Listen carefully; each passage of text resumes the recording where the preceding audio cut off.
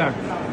Anterior tibial artery, এটার জন্য আমরা দুটো পয়েন্ট নিব। প্রথম পয়েন্ট হলো যখন আমরা পায়ের এখানে চাপ দিয়ে দেখবো তখন আমরা head of the fibula feel করতে পারবো। তার 2.5 সেন্টিমিটার নিচে নেক অফ দ্য ফিবুলা, এখানে হবে আমাদের ফার্স্ট পয়েন্ট।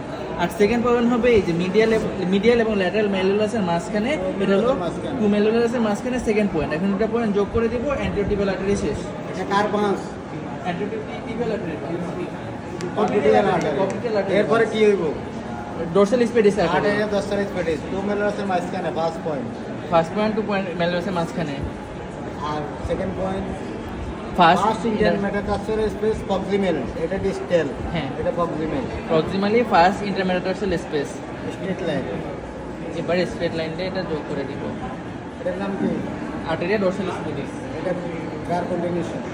এটা anterior tibial artery continuation. 40 pulse দেখা হয়।